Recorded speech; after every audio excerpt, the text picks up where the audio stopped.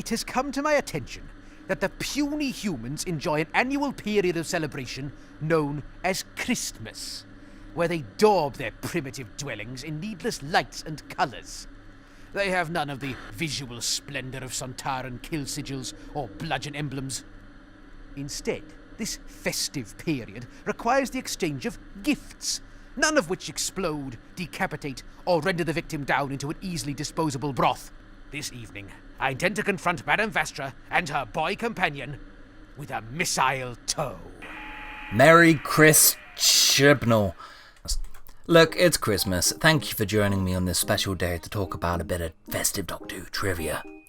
I'm sorry that everything in your life panned out this way, but here we are. It could be worse. You could be watching a video out at the 11th hour like me. Ha ha ha ha! Christmas deadlines! Self-imposed Christmas deadlines. So ho ho ho, let's get you your free festive facts. Did you know that a Sontaran was once mistaken for a Christmas elf?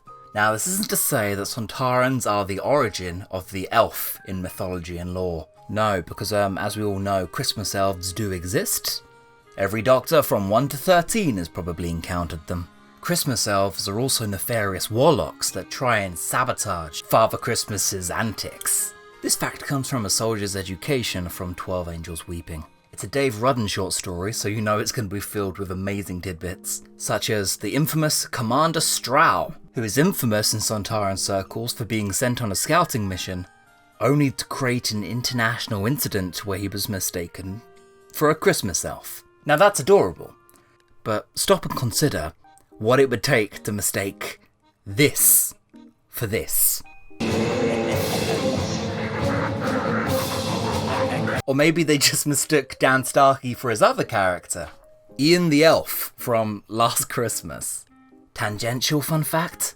Ian has his own short story where he has an existential crisis with Father Christmas as he realises his life isn't real, ending in a suicidal breakdown, accepting his non-corporeality, as he realises he came from reruns of 1985's Santa Claus, the movie. Yeah, maybe it's for the best, said Ian as he faded away. A Soldier's Education is not a Christmassy story, but it does give us some cool Sontaran lore. This is Sontaran Boot Camp, Sontaran School. A Sontaran's education lasts about 3 minutes as they are deployed in their battle pod, in which they get to scroll through the entire Sontaran information matrix, picking articles that come to their attention, giving them mere minutes to form their personality, guns, interests, grenades, and goals in life, using said guns and grenades. The Sontaran we follow is Dan Starkey's Strax, who decided his personality and path in life through this short online course. Scrolling through articles, it's the BuzzFeed approach to learning about the modern world around us. By clicking on articles about Sontaran battle armour, Rutans, nurses, necessary or cowardly. That takes him then to learning about the Atmos incident, which then in turn takes him to learning about the Doctor. I love the idea that a certain combination of interests could lead you down a path of being this guy. Elsewhere in this short story, we find out that the invasion of time has been retconned by the Time Lords. Perhaps memories of that victory stolen away. Yeah, victory, that's what I'd call that outing. The Time Lords have erased an embarrassing chapter of their history from existence, in both an inverse and meta sense. Terrible fucking story. But it's only fair, as the Sontarans have retconned some of their own Time Lord history out of existence, and they assert that the Time Warrior is the first encounter the species ever had with the Doctor. Now, canonically, is that true? No, and I will be petty. This is the pettiest web series on the internet. But Sam, maybe Dave Rudden just means the TV stuff. Sure, except this story also references everything from Doctor Who magazine comics to weapons only spoken about in obscure Target novelizations. Dave Rudden knows his stuff. As a self-professed fan fiction writer, I'd even go as far to bet that he uses this very wiki. Over to the Wintertime Paradox now. Man, I just can't recommend these books enough. Christmas Eve, 2011. Osgood is a unit understudy working in the Black Archive. When all of our colleagues go out to get drinks, a Sontaran cloning vat machine starts up again, and starts generating monsters from the DNA of the late 18-year-old Luke Rattigan. I am not making this up. Fanfiction fucking rules. Osgood versus Luke Rattigan monstrosities. Patronella Osgood got the recognition, got the promotion, by killing various deformed monsters in the shape of Luke Rattigan with psychic paper, Dalek propulsion weaponry, Auton chairs, memory filters, and the Fourth Doctor's scarf, which he just finds in a box, big ol' alien box. The story is absolutely wild, emboldening fanfic priorities in the best of ways. Apparently UNIT just has everything. One of her colleagues is an expert in Ice Warrior swords. I studied the blade. And there's another character, as a loving reference to writer Nikki Haringsma, who specialises entirely in Absorbaloff tech. That's her job. So there we go, Sontarans at Christmas. According to Madame Vastra, the closest Sontarans have to a Christmas holiday is when they're gifted their first grenade. Good luck to them. You better not shout, you better not cry, you better watch out, I'm telling you why. A Sontaran warfleet is coming to reduce your planet to atoms. What else is topical right now? What else is in season? Spider-Man!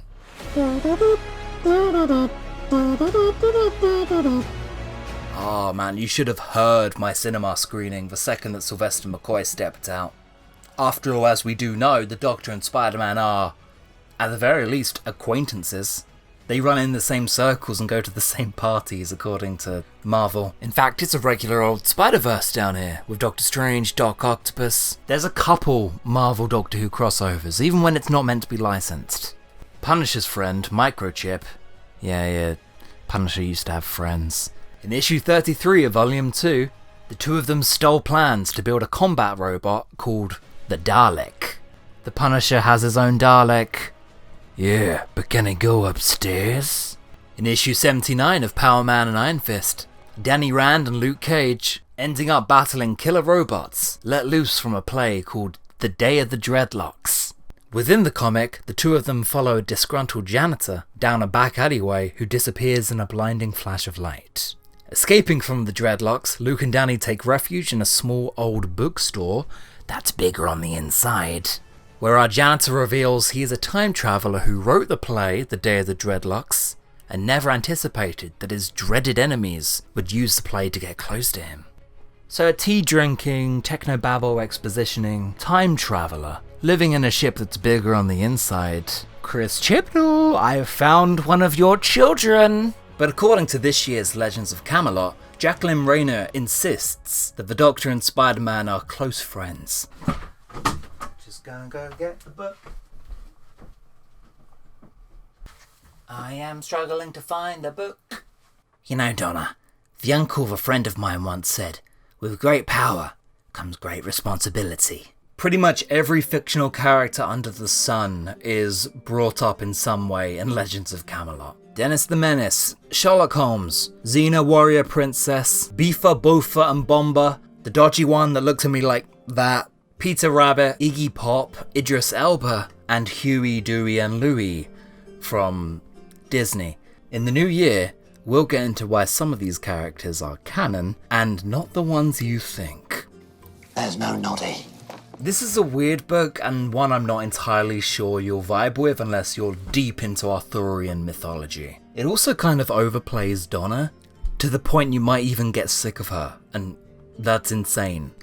Now the Doctor's had enough run-ins with Arthurian lore. The 12th Doctor once met a young King Arthur who was looking for a sword. 7 was recognised as Merlin, 4 taught Lancelot how to use a blade. Arthur also apparently exists permanently within the Matrix, next to Rassilon. I don't think they ever explained that one. The future Merlin Doctor is a red-haired man, although other books have tried to rule this out entirely as an imposter. Only for this book to reassert it, but now say that the Doctor isn't Merlin, because that's ridiculous. No, the Doctor is an agent of Merlin, who is one of the 3 original elementals. Ah, you guessed it, from before the dawn of time. Jesus Christ, how many of these guys are there now? So the great ancient forces of Morgwen, Merlin, and Arthur, a god called Arthur, are playing out medieval historical reenactments for the rest of time. This book is insistent on pointing out that the Doctor isn't Merlin, but he's Merlin's handyman. He does all the dirty work for him, which I think is meant to be less silly, but isn't. There are still magical Dungeons and Dragons Lancelot world that the Doctor can crash into at any given time. So when you really think about it, Spider-Man being real just doesn't mean anything at this point, does it? And fact number 3. Doctor Who likes to talk about animals. There's not really anything festive about this one. On the DVD of Creature from the Pit, you can find this curious little scene. Hello. I'm on the planet of Chloris, and I've been captured by some bandits, and they think they've got the upper hand. But never mind, that's another story.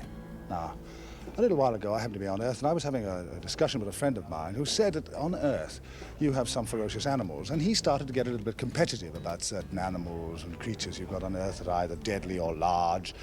And naturally, he quoted the elephant, which he said was the largest, and he quoted among the deadly ones the puff adder. And of course, well, I mean, I didn't want to put him down, but I just had to talk about some of the things I've bumped into on my travels. I mean, I remember in the Rebus operation. Do you remember the Shrivenzahl? Now, originally shot on the studio set for The Creature from the Pit, the TV show Animal Magic managed to get a quick clip of Tom Baker in character telling viewers of the long-running children's show all of the strange creatures he's met on his travels. Clearly improvised, but also totally in character, means that this is canon. Honestly, look me dead in the eye, if the Doctor's in character, playing himself, I do not see a difference between this and this piece of media. I see the same picture. The Shrivenzahl wasn't all that big, really. I think smaller than an elephant, but it was extremely voracious in its appetite. It was a carnivore, that means it eats meat. And I'll tell you how fierce it was. 6 buffaloes a day it used to eat, and 2 wheelbarrow loads of coconuts, unbroken. When it wanted to break the coconuts, if it did, it had very short arms, but it used to put the coconut in its arm like that, and crack it like that. And that's the Shrivenzahl. Then there's the crinoid. Do you remember the crinoid? Tall as a Douglas fir. I don't know if you've watched Creature from the Pit recently. From the moment he's put into chains, there is no moments where he could do this without other people hearing him. That's the fact, everybody. At some point when he's taken prisoner in part 1 of Creature from the Pit, the Doctor randomly starts talking to thin air, a guard, about all of the crazy aliens he's met over the years, his favourite animals. Now that was a creature. Quite difficult to beat that one.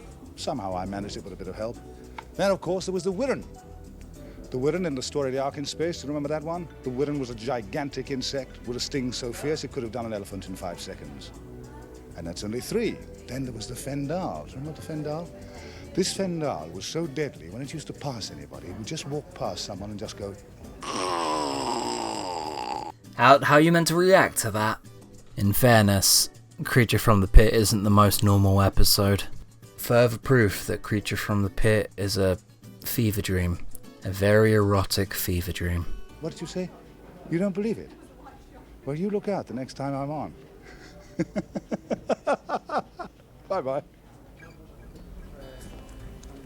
But just before you go, here's a seasonal Christmas recipe for you and your family to make at home. In 2004, a book called A Christmas Treasury Short Trips was released, and thanks to a sequence of events that happened since, I'm on the internet making a Beep the Meeps Grundian eggnog recipe.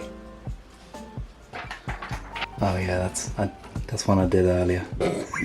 For the record, just so you know, that is Beep the Meep. So a legit character. 50 grams of caster sugar, 6 eggs, 2 pints of milk, vanilla pod, so split. So do you know how to split one of those? I'll show you how, mate. Do it. But I'm going to do it right now, we don't need to do that yet. Place the milk, eggs, sugar and vanilla pod, right, so vanilla pod. Just some tomfoolery, just some kitchen tomfoolery for you on this Christmas Eve.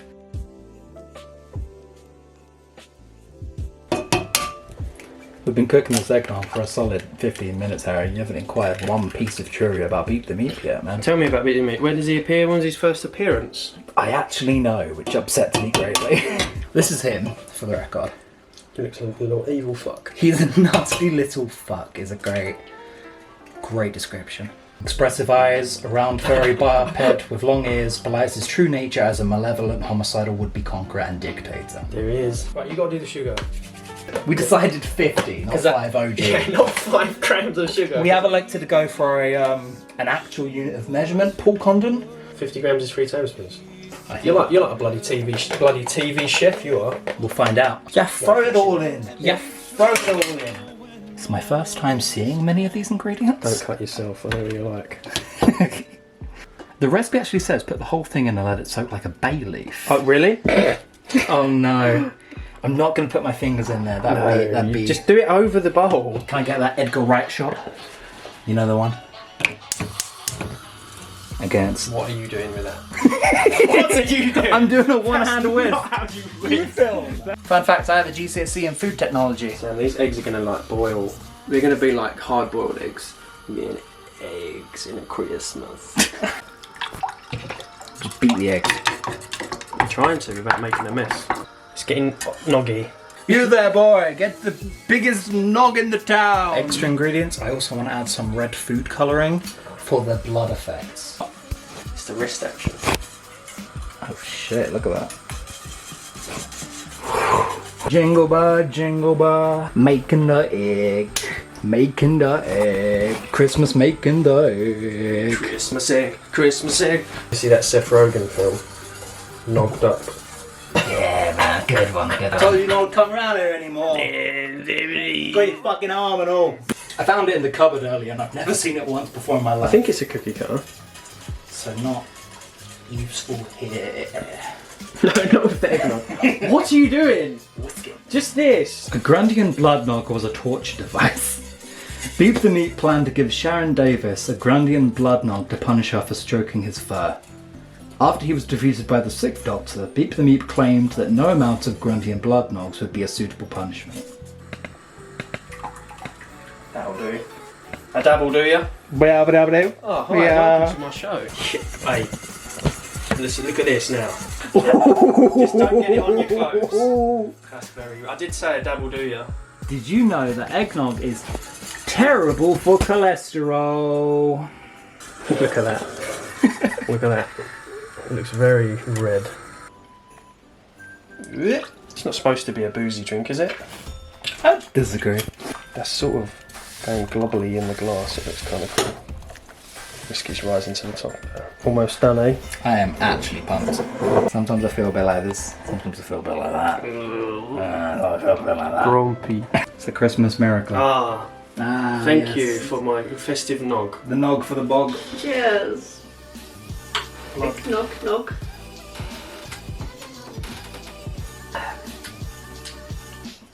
So this is bad for my cholesterol, you say? It's like a milkshake. We've all gone for a second sip, I think. Cheers! Hey! Merry Christmas to all of you at home.